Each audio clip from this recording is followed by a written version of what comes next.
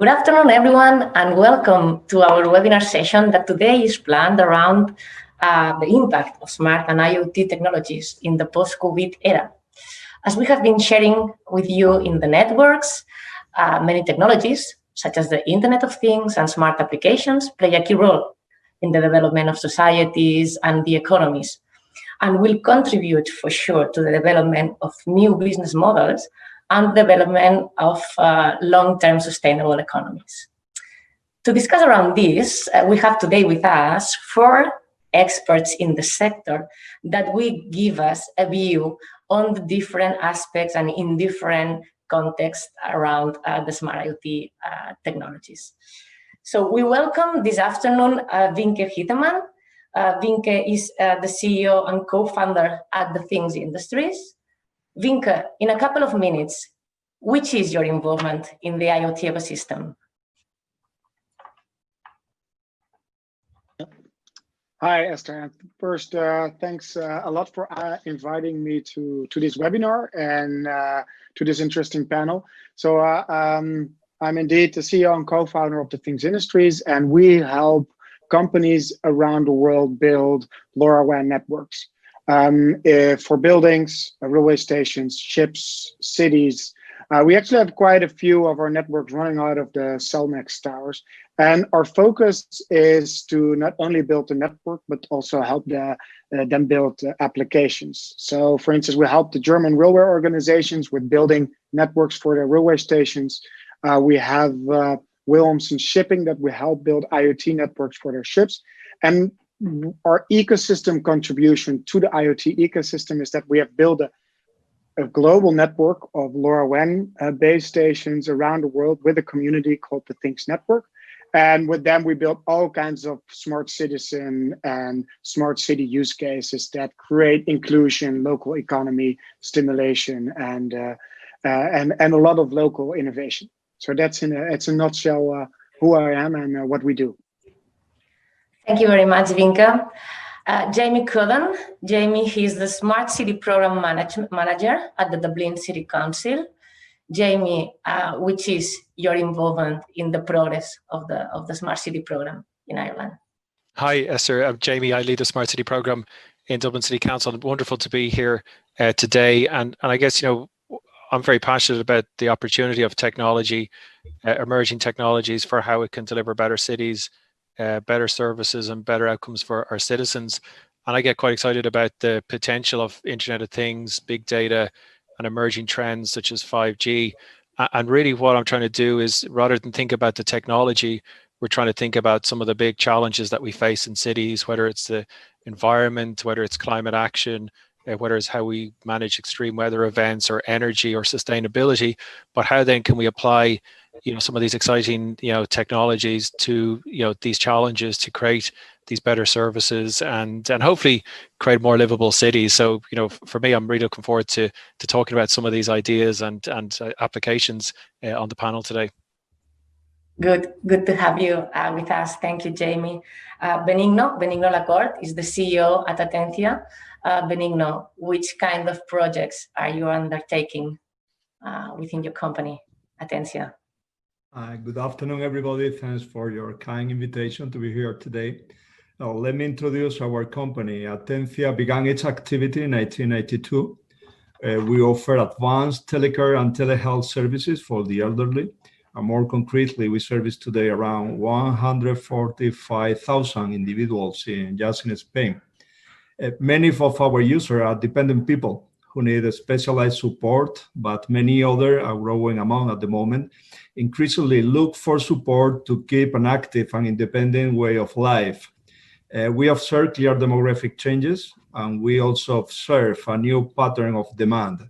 From an emergency service we used to offer some time ago at home, we are evolving today towards an intelligent, adaptive, and preventive service that the elder can access and use everywhere, not only at home.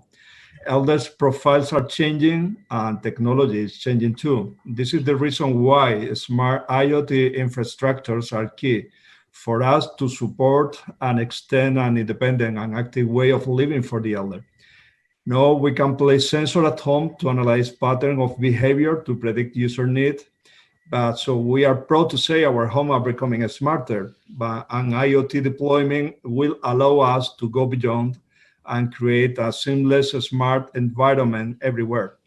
So that's the reason why IoT is key for us to create bottom-up new solutions for telecare, telehealth, telemonitoring, and many other advanced teleservices to support our target users.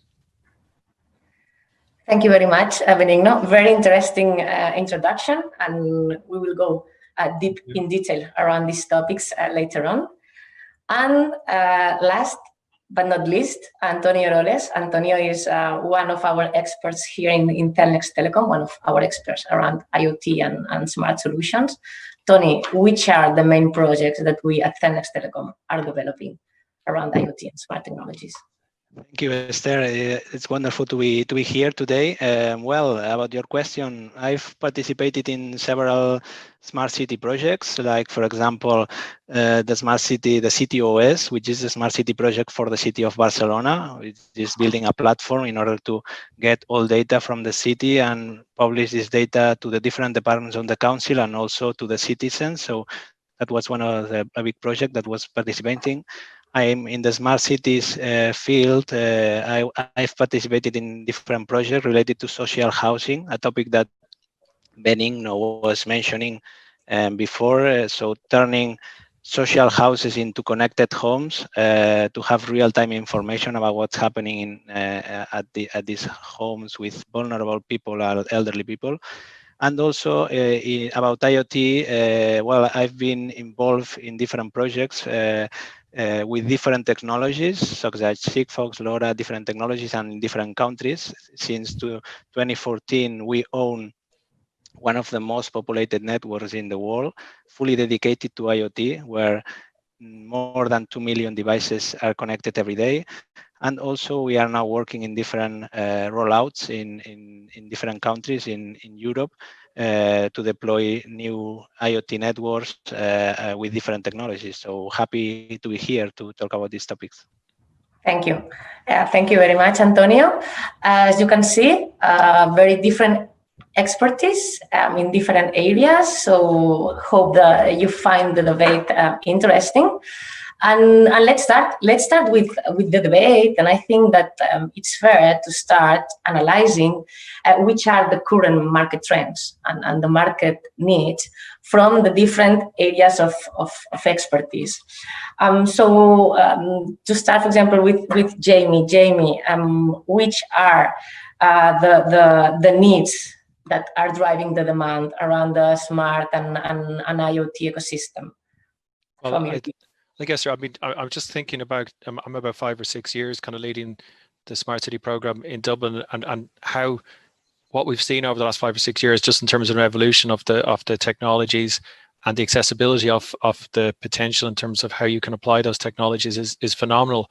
And I'm thinking about some of the big challenges in our cities would be areas like, maybe flood management, flood monitoring, environmental management, looking at air quality, and maybe like safety in our cities.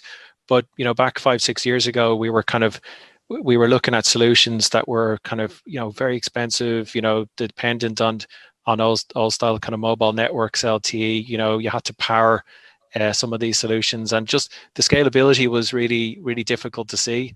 And what we've seen emerging in the last couple of years with these low power wide area networks is all of a sudden, rather than big tech corporations, pitching solutions to you, it's now accessible to startups and innovators to build these new products and applications in a way that's scalable. Battery powered solutions that are connected, sending back data in real time on the environment. And this is a game changer, really, for us. And we're starting to deploy quite large scale networks, to monitor river levels, rainfall in the city, air quality across the city, linked to maybe mobile fleets as well. So it's just so it's so, I suppose, exciting to see how the market has evolved from something that was a vision 5 years ago and didn't seem very accessible to something now that it's anyone can build these boards, connect them, put them up, and provide services that are mobile responsive and can transform how we manage our cities. So it's really it's really exciting to see the market move so fast and now create business models that actually make sense. Even to the extent on a recent tender, we were looking at connected life buoys, and life buoys along rivers. People tend to kind of sometimes throw them into the river for fun or steal them. But now we can put little sensors on these, and it's as a data service. Is the life buoy there or not? We don't need to worry about the hardware. We don't need to worry about the connectivity. All we need to know from a city council perspective, is it there or not? Does it need replacing? And if it's not there and we replace it faster, it saves lives. So this is technology that's transforming safety in our cities and saving lives and delivering better outcomes for our citizens. So it's exciting, and we're delighted to see this evolution move so fast. Good. One question, Jamie. Do you think that situations such as the one that we are living now, this COVID-19, will maybe accelerate even more these changes in the market, or is already creating new use cases around what a smart city may require from the technology? Yeah, absolutely. I think we've seen from March overnight, we've all just had to transition from our office to working from home. We've had to, as a city, manage how people move and the space in our cities in different ways, how people interact in buildings because of social distancing. And it was really interesting. We would have had a lot of projects looking at the application of Internet of Things technologies and understanding movement and space analytics in our cities that people thought that was nice to do before COVID. All of a sudden now this is essential technology that will support how we manage our cities, make sure that we're maintaining safe places and managing the public realm in an effective way. So if anything, it's accelerated that trend. I think it's also, the need for real-time data has become more apparent in our cities. And I think, the types of technologies and solutions are out there. We just needed a bit of a nudge for people to understand the potential of them. So I think we're going to see another acceleration, I guess, in these type of technologies. And one area that certainly we're seeing a big growth is in property tech. So if in terms of building owners, in terms of real estate, in terms of as we return to offices, hopefully when the COVID-19 situation improves, we're still going to have to maintain some sort of social distancing and manage numbers. So any property owner, real estate owner needs to understand how they can deploy these technologies and do it in a way that makes sense in terms of the business model. So yeah, it's exciting times ahead for the technology. It's a shame it took a pandemic to to make that move faster, but I think in the long run, hopefully we'll be able to do it in a way that can help everything from energy management to sustainability and evolve new use cases that will hopefully improve our cities. Absolutely. Thank you, Jamie. Benigno, in the case of telecare applications and how people need to communicate with the rest of the world from their houses in this COVID situation, are you experiencing as well new demands or changes in the way people need to get in touch with the others? Well, the acceleration of adoption of new technology has already happened during the COVID crisis. Elders have become more digital in a few weeks. It has been a surprising effect. Many of them have succeeded in making successful use of digital technology to keep in touch with the rest of the world. As Jamie mentioned before, many areas of the city have to try to connect with the citizen. We feel that a majority of the elders are conscious today that of the advantages of the digitalization process, and they are now using new technology. We think this trend is absolutely unstoppable. Thank you, Benigno. Well, you have both raised a very interesting topic that is not only the technology, but is as well the innovation, this innovative factor, the way the business models will also evolve. Benigno, How do you see this? What can you share with us in terms of how the new economies will evolve? Well, regarding market trends, demography is putting a lot of pressure on private and public sector. Following Jamie's word, on the city management as well. As a result, the so-called longevity economy or senior economy is a clear market trend, in our opinion, at the moment. People don't want to become older. Consequently, we believe a huge demand of new products and services will come up, particularly products and services dealing with anti-aging technologies, active living, preventive medicine, smart home, lifelong learning, innovative proposal for housing, as it was mentioned before. But most of the people sometime in the future will need to get assistive technologies as well. Then telecare, telehealth, telerehabilitation, extended hospital will become trendy topic as well in the near future. In short, aging, in our opinion, will increase the need for innovative solutions in many different sectors. And these solutions have to be easily accessible anywhere at any time. So they will need telecom infrastructure, and in our opinion, IoT is the answer. Everything has to be connected, and IoT can solve the problem easily. That's why IoT technology makes sense to us, and that is why aging will drive demand, in our opinion, for IoT infrastructure in the near future. Thank you, Benigno. IoT infrastructure, telecoms infrastructure here at Cellnex Telecom have something to say and plays a key role.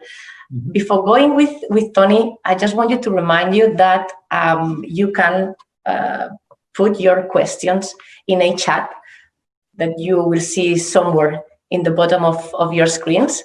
So if you have any questions to our expert panelists during the session, please let us know, and we will try to respond to everything on the go or at the end of the session. So I was highlighting how Cellnex Telecom we can play a role as a supporter of this evolution. Antonio, both Jamie and Benigno, they have brought to the table how flexible we have to be, how changing are the markets, and more with some context situations as the one we are living now. Which are the projects that you are or that you see are being the most expecting ones, from our stakeholders and from the market? Okay, well, I couldn't agree more with what Jamie and Benigno was saying regarding the emergence of different alternatives, different mobile technologies that Jamie was mentioning. So I think that's for sure a game changer, as he said, in the way that there's a lot of alternatives and options on different LPWA technologies, as we have said, with different technical specifications and different business models to be offered to the customer. So the customer is able to select the technology that best fits to their business case. So I think that would be a game changer and an accelerator because the ecosystem, I think, it's mature enough. But maybe it's too fragmented in the way that there's many and several device manufacturers, different technologies of communication, more IoT platforms. So you have to rely on companies that supports you in the way that assuring and giving you a solution, an end-to-end solution, assured end-to-end on a SLA contract model. So I think it's definitely this high number of alternatives are definitely a driver. I would say and reinforce what Jamie and Benigno regarding COVID. I think COVID is an accelerator, and we are seeing how companies are moving from an experimental phase to a phase where they need to apply these technologies like IoT, the so-called fourth revolution technologies, like, for example, IoT, robotics, big data. So they need to apply this technology to vital business processes in order to not to be disrupted. You have seen during COVID, during lockdown, how factories were closed, So they need to have real-time information regarding the value chain in order to be more proactive, more responsive to changes. And this information is value not only for the customer but also for the dealer, for a distributor, for the customer, in order to be flexible enough to any change that that appears in the value chain. So I think that's because some sectors like logistics, Industry 4.0 will be sectors where use cases will arise and will gain demand in the future, I think. Excellent. Thank you, Antonio. How we use the infrastructures and how we use the space that is available at our homes, in the cities, is one of the key things from my understanding to allocate these technologies, and as well to make IoT and smart technologies relate to other technologies that are gaining as well in popularity those days. How do you see, I don't know, Jamie, Antonio, how do you see these impacting our businesses? Do you mean in cities or in at homes? Well, for example, in the field of smart cities, we have seen during the last years lots of use cases regarding parking, street lighting, but lockdown and quarantine, we have seen how people are forced to be at home. So I think there will be a couple of use cases that will drive demand regarding, as Benigno was saying, telehealth, telecare, because for an administration, for a relative, a familiar, for a social organization, it's important to know what's happening at these homes, because, okay, I want to know if somebody is at home, if somebody fails, if somebody is not going to the kitchen during 2 days, because maybe it could be a good indicator. So there will be a couple of use cases related to the smart city, to social housing, to telecare that will be driving demand, I think, in the future. Which one related to smart cities as an example, for example, Jamie?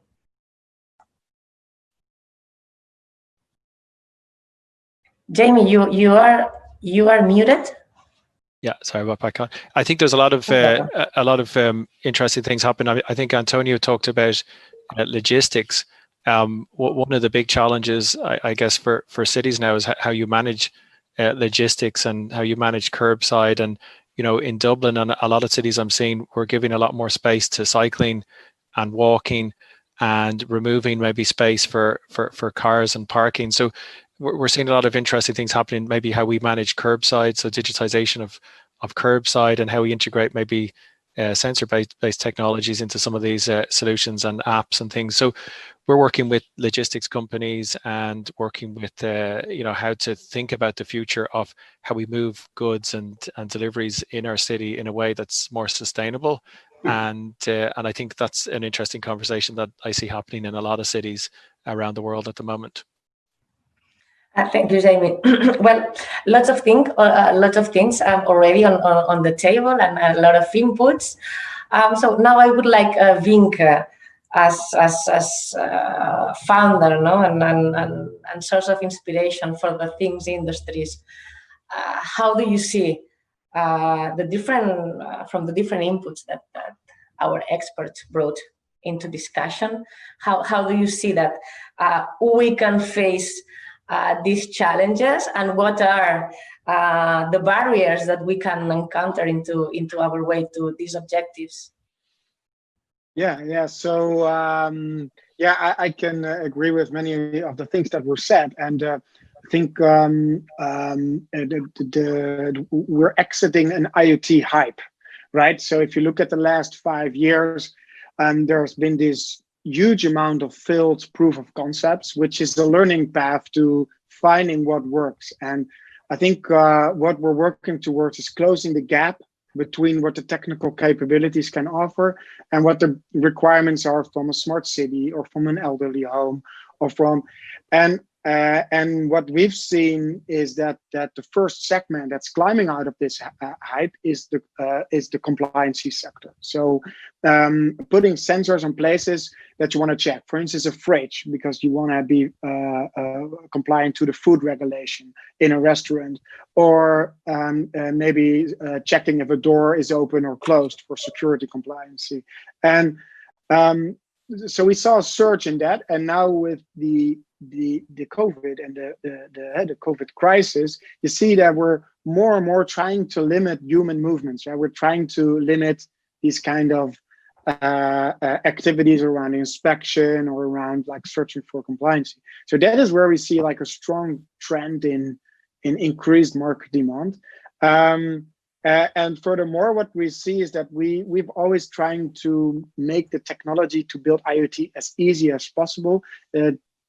Easy enough for like a smart citizen that lives in the city of Jamie in Dublin to build, for instance, a people counter themselves to see, okay, how busy is my street, or to build an air quality sensor themselves. And I think Jamie also highlighted that there's a trend of lowering the barrier to building these applications to a level that anybody can create something and anybody can benefit. And I think these are, and it's an interesting trend as it generates technology adoption, it generates the business cases on top of it, and it also pulls the IoT out of the hype. Thank you, Vinke. Very interesting approach. In the past, the approach was more a top-down one, so technology leading the whole process. And now we are facing this bottom-up approach that will make demand to guide technology, which is very, very interesting, because this is the things that companies as Cellnex Telecom we have to focus on giving answers to the requirements that we face from the market. Very interesting approach, Vinke. Another very interesting insight: simplicity. We need to make things easy in order to guarantee the adoption of the solutions that we are offering to the market. Another topic that I wanted to bring into discussion is that if everything is accelerated and new use cases arise, this will cost money. So investment will be an important part of the whole equation. But maybe because of this COVID-19 situation, we are entering into some economical, let's say, different contexts, or difficult contexts. Which are the key enablers? Which are the parties that can make the whole thing happen in terms of injecting capex to the whole can thing? Can I respond on that? I think the current problem in the market is not the capital available, because top down there's a huge pool of capital both in EU and US. What's scarce is the return on investment, and there's also the IoT opportunity, because if return is scarce and capital is abundant, then the business case is the queen, right? So and that is very interesting in this case, because there's definitely not a lack of capital, but making that capital to like a decent return, that's hard. But I think the opportunity here is that there are many problems you can solve with IoT. The technology is emerging, so I don't see that there's a lack of capital, and I think there's many opportunities out there. I might just add to that, Jamie here from Dublin. I completely agree. Actually, what I see is probably what we need to move away from is working in silos. And I think there's a lot of capital, but the benefits of investing in IoT and the data sometimes cuts across lots of different silos. So if I'm rolling out investment in smart bins or smart waste management, and I'm investing in a platform and investing in hardware, that can also provide benefits to understanding, putting other sensors co-located within that infrastructure, or it can have impacts that are beyond efficiencies in terms of environmental improvements or lower emissions. And the same, I mean, I could talk about smart street lighting. You know, if I just invested in a solution that was putting in LED lights, that would only be a minimum return compared to the broader infrastructure that smart street lighting can enable across environmental monitoring, across other connectivity innovation. So I think it's a real challenge, that silo mentality. And I think that I see the capital there, and I see a lot of big projects that go to tender or go to procurement that don't ask the question in terms of what other value can we get out, or what if we put a little bit of a digital layer on top, which is probably the smallest bit of the investment, but that's where the whole value chain can really benefit from. And I think that comes back to awareness and education. And if the engineering teams or the capital teams, they don't get what the opportunity is, they're not going to put it in their tender. It's not going to roll through into the project, and it's not going to be implemented. And it's kind of no one wins there. So I think we need to really showcase and sell and tell the story about the benefits, and get to the right people in cities or in infrastructure companies to say, guys, this is an opportunity. Maybe 5 years ago, you thought it didn't make sense. There was a lot of hype. It was about big systems. Now it's the time to jump on it. It's the time where it's scalable and the business model makes absolute sense. Yeah. So Jamie, just maybe. Oh, sorry. Go on. No, okay. I was about to say that, enforcing what you were saying, Binke, in the way that I think you said there's a lack of return of investment.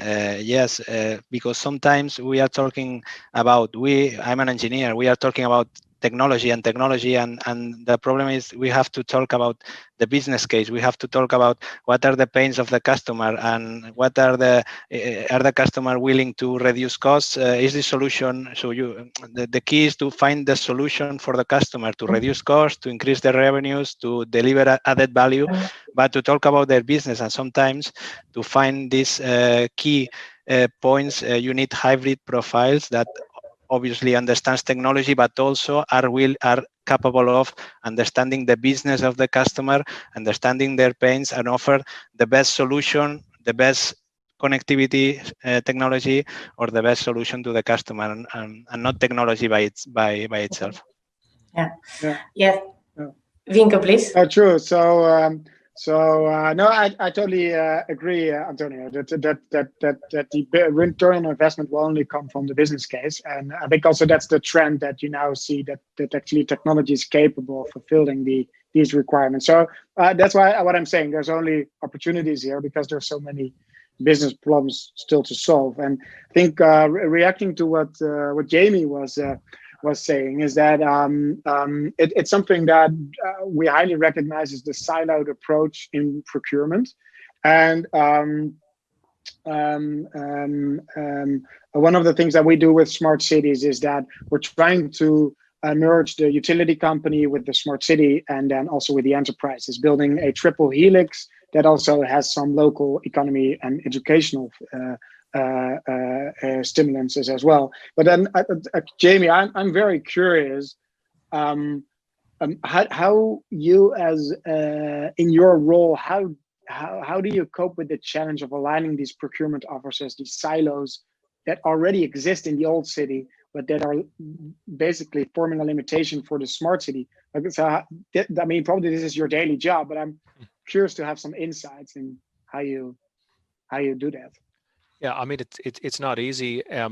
I guess the first thing is, who your sponsor is, or, your governance model. So firstly, I work, under our chief executive, so, cut across the silos, which is very important. Secondly, you don't go in and try to, address the big, huge projects.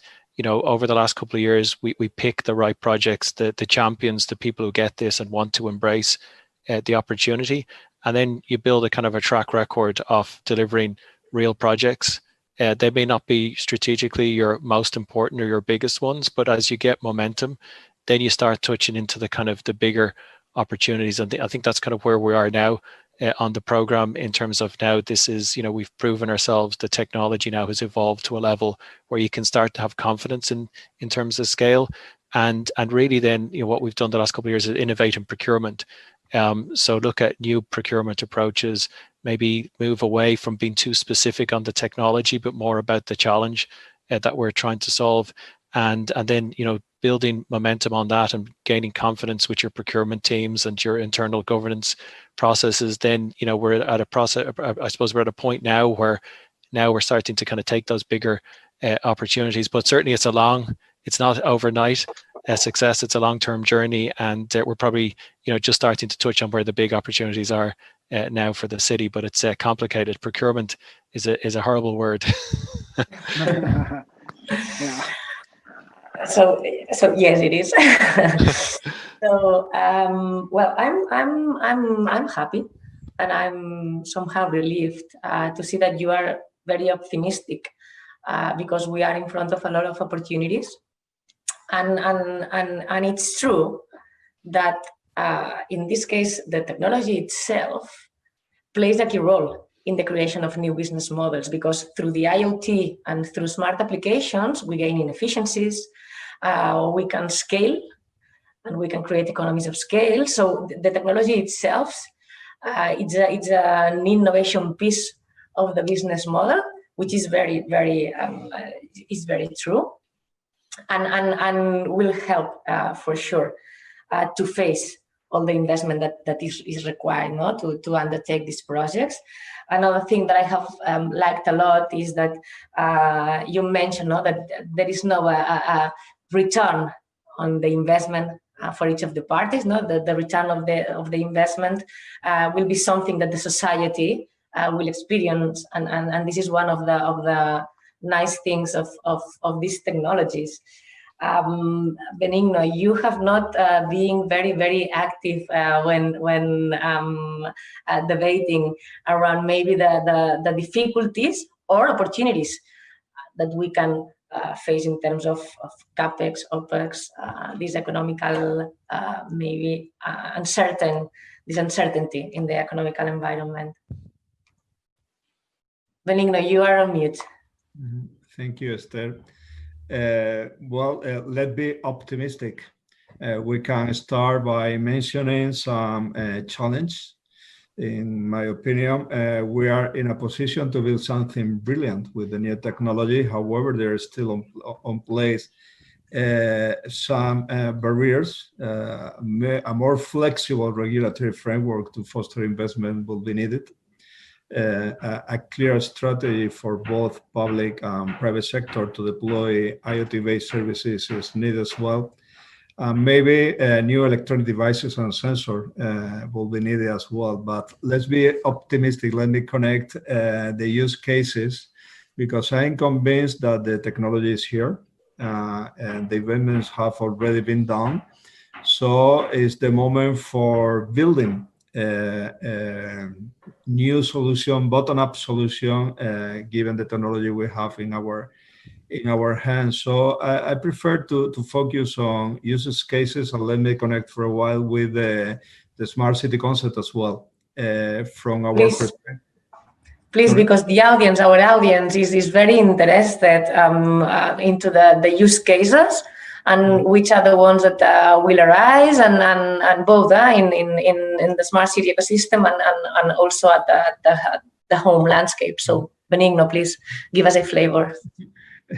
For me, the key question to make the engine running is to find feasible and viable use cases from a business perspective. Otherwise, it have no sense to make capex on this.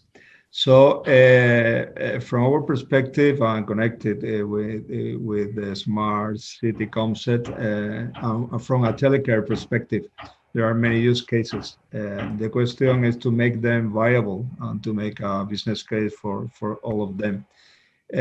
For instance, the classic or basic telecare service with some sensor which monitor activity at home. So we are talking about telecare services at home. With smartphone and mobile devices, we can think of mobility. So elder people can take with them a mobile device and have some basic telecare services in their pocket. However, if we include IoT infrastructure, is the smart city becomes kind with elder. So this is a question. I have a question for Jamie at the end. I think this is the real challenge: how to get the IoT infrastructure in business cases, how to get the maximum capacity of the network to bring new services to classic services as ours. I wonder, for instance, Jamie was talking about water management, waste management, lighting management. Do you have in Dublin, in your portfolio of projects, have already considered social approaches? Any social project in your smart city portfolio, Jamie?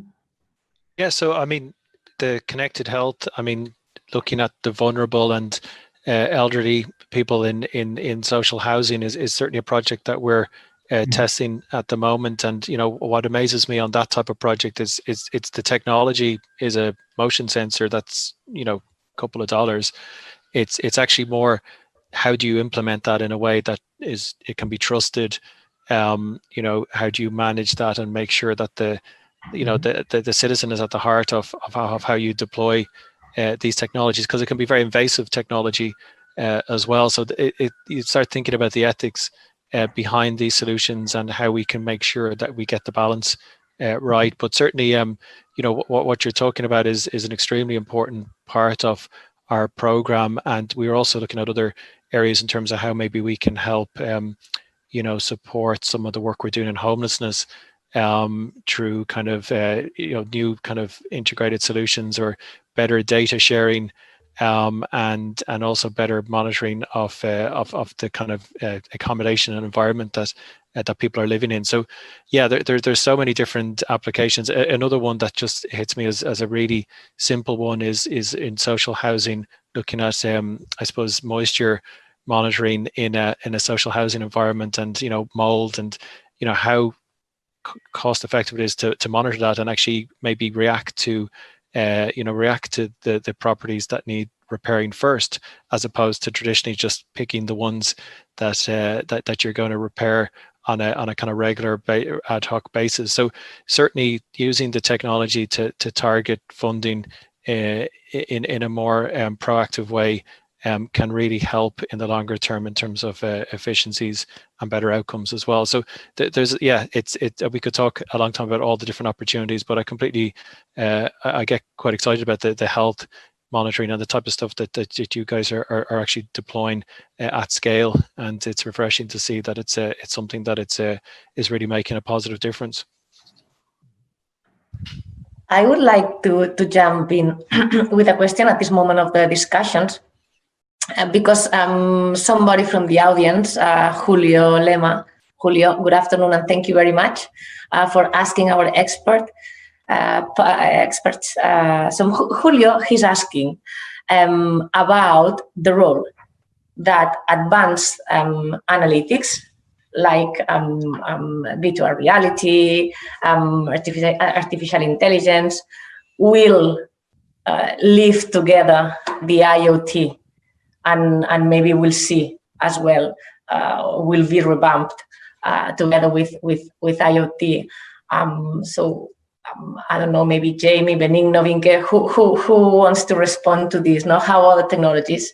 Yeah, well, I might respond. Just, you know, I talked about flood monitoring and deployment of maybe low-cost sensors and hyperlocal data, but you know, the real opportunity there is as you build up your data, you then build a model, and then you look at predictive analytics, so that, you know, when the rain is, you know, hitting hard, you can then understand what the probability is of certain areas being at more risk or less risk, and you can react, you know, and with limited resources, you need to prioritize, you know, those reactions quicker, better. So that's a very simple one. But the whole, you know, the problem we have in a lot of city applications is, you know, we just don't have that data or the historical level of data to build our model in the first place to then make some sort of predictive action. So I think that's where the power of Internet of Things comes in. As you start collecting that data at scale, then you can start building your models that can be, you know, particularly help in terms of when you make decisions into the future. So absolutely, the predictive modeling, AI, machine learning is huge potential. Yeah, absolutely. In fact, thank you very much, Jamie, for your insight. I don't know, Benigno, if you want to add something on top of. Well, also it's key for us. At the moment, we offer telecare services based on the information we get from our sensor. We are in a, let's say, reactive way. We try to react. If an elder fell down at home, we try to react as soon as possible. Let's say it's a kind of emergency service. However, which is the trend now with analytics and artificial intelligence tools? Well, we try to learn. We try to learn how the elder is becoming worse in order to anticipate a problem. So we prefer to know the elder is going to fall down to react preventively than to react reactively. So this is why it's so important for us, this kind of tool based on the treatment of the data we are gathering through IoT networks. Very important, indeed, Benigno. Antonio, if you permit me, I also want to add something on top of this. That is that, well, we in Cellnex Telecom, we are working and deploying artificial intelligence projects, and we are trying to apply virtual reality to work together with some IoT and smart deployments. And we have as well, Antonio, we have developed a platform, Smart Brain platform, in order to being able to predict and to analyze all the information that we have from the different sources, so that the whole thing, or the whole big data model works. Yes, well, as we have mentioning before, this is key to have first real-time data, okay, but it's not enough. As they were questioning, you have to own. We own the tools to normalize, to store, and to work with this information, because you will be more proactive in answering questions, not only about what happened in the past, but about what will happen in the future, or that's predictive analytics that Jamie was mentioning, and also maybe simulating, okay, what will happen if these metrics are changing, if these other metrics are changing? Am I capable of getting the demand? Am I prepared to work with this increase in demand? So you can work on scenarios to simulate what will happen. So it's not only about what happened, that it's, well, let's say real-time information, but also about what will happen or what would happen. No? That's one idea. Thank you, Danny. Another very interesting question on the chat. Robin, thank you very much for asking. This is a nice one. Is the market demanding for as-a-service solutions, one-stop service, or are the different parties favoring CAPEX solutions and buy and make their solutions by themselves? So which is the trend, or is there a trend? Is this something that in the past was different and now is changing? I would say it's difficult to give a concrete answer. I would say that maybe in public administration there's a demand on, let's say, CAPEX-oriented solutions sometimes. So they are trying to, in some obviously you cannot talk for all of the countries, but sometimes you see some customers that they are requiring for investment solutions and not as a service oriented, because that's related to the pay of licenses and the kind of things. But sometimes you find customers that they need time to market. They want to get rid of the technicalities of managing a network, of building an IoT platform. So they are totally oriented to as a service model. Or say, I want to pay for the service under an SLA contract. So I don't want to invest CAPEX. So I want to pay a fee per device yearly. So it depends on the customer. Well, thank you, Antonio. we have been discussing a lot around those applications that are more related to smart cities, as well as social housing. Do not forget that the Internet of Things worlds means automated processes, means remote asset access, track and trace solutions. So we have another question from the audience that Jose Ramon Gonzalez is posing to us. Thank you very much, Jose Ramon, for asking. So he's wondering if there is any initiative or any existing solution related with automated delivery. So now, for example, that we have a reduction in mobility in the cities, is there any initiative that permits, for example, to bring medicines to people that is at home?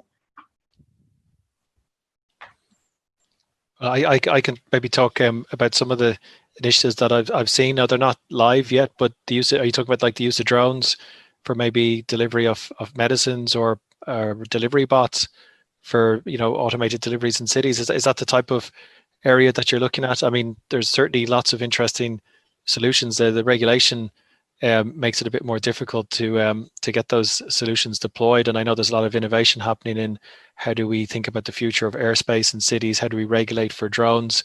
And how do we regulate for autonomous delivery bots and vehicles? And there's so while there's a lot of promising solutions and pilots, there's not really any ready available commercial deployments that I've seen in any cities.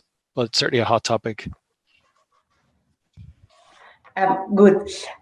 Second time that the regulatory challenge appears in the panel.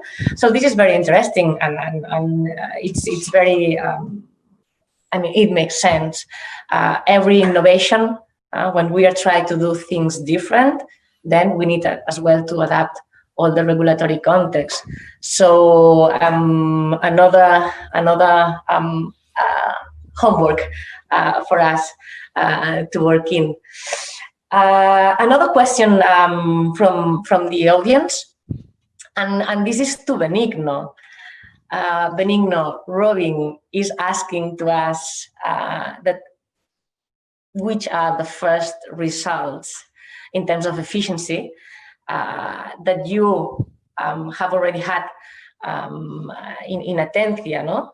For all the connected clients that you have. So kind of maybe key indicators. It's saving lives. So have you seen results already because of the application of telecare technologies? Well, we are now starting. I really appreciate the question because we have to measure in terms of money or benefit as well. We are starting dealing with this kind of technology, but the results are quite promising. And the COVID crisis has put on the table a key question. People at home, if they have to get into a hospital, it's quite expensive for the system. However, IoT technologies allow telemonitoring these people at home, so reducing the risk of contamination, so saving money, saving impact in the atmosphere of people moving in their cars. So we are now measuring this. It's not easy to do it, but from a qualitative viewpoint, it's clear to us that it reduces many costs for the public administration. It's much more efficient. People has not wait for long queues at the hospital. So the efficiency that the system will gain are really huge. So as I told you before, we are measuring this. We are in an early stage of having our conclusion, but the trend is clear. The trend is clear. The fusion of social services with health services is absolutely promising. If you create an ecosystem with mobility, also we were talking previously on delivery automatic delivery or robotic delivery of anything, medicine at home, you can imagine how efficient the whole ecosystem could become. So we're talking about the future. We are trying to measure it now. And the results at the moment are, I have to say, are really, really promising. Thank you, Benigno.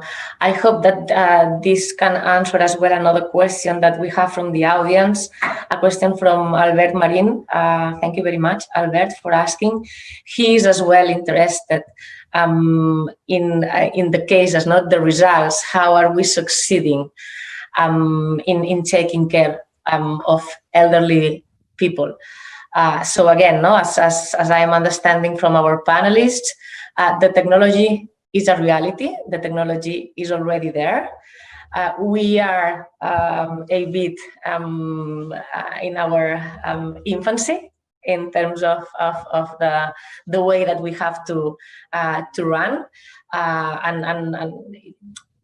it seems that predictive analytics will enhance a lot in the future. Although there are companies like Atentia that are already working on this and giving results. Mm-hmm.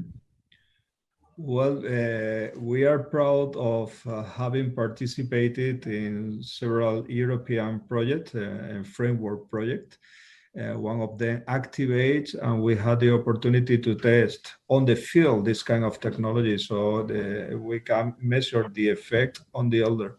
And also the challenges to make this technology more popular.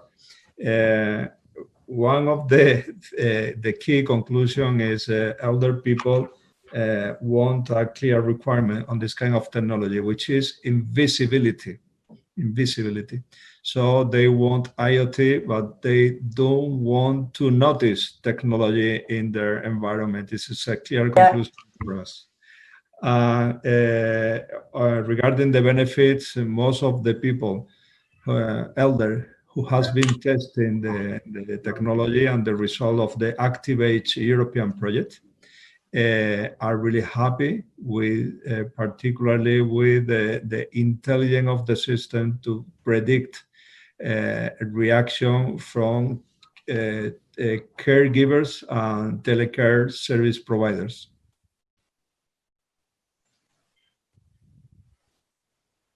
Thank you very much, Benigno. Antonio, any insight on how analytics and analytic tools are already in place and are already giving results? Yes, well, on top of what Benigno was mentioning, we are seeing in the social sector, the digital gap is much higher than in other sectors. It's clearly that's a reality, and you see how applying technology, doing few things, you have big results. You can see easily.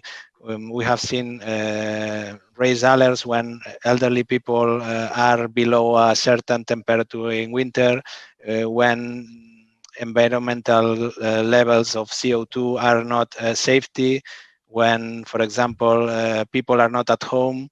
So predicting analytics, as you were saying, you can have the activity of people at homes and saying, okay, there's a change in the behavior. So that could be a metric to send somebody there, a relative, a social, a company like Atentia, to see what's happening with this person. So there's a couple of examples that we have seen, that we have tested, and without making big investments or intrusive technology, as we were saying. Okay. Thank you, Antonio. Well, we are running out of time. Which is a pity, because you cannot understand how comfortable we are with these great experts. Hope you have enjoyed a lot the session today. Any further questions you may have, you can be in touch with us, and we will be more than happy to give answers to you.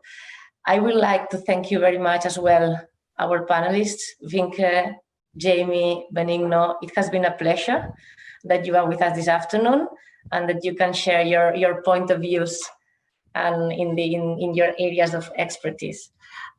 So thank you very much. Have a good afternoon and speak soon. Thank you. Thank you very much. Thank you. Bye-bye. Bye-bye. Thanks. Thank you very much.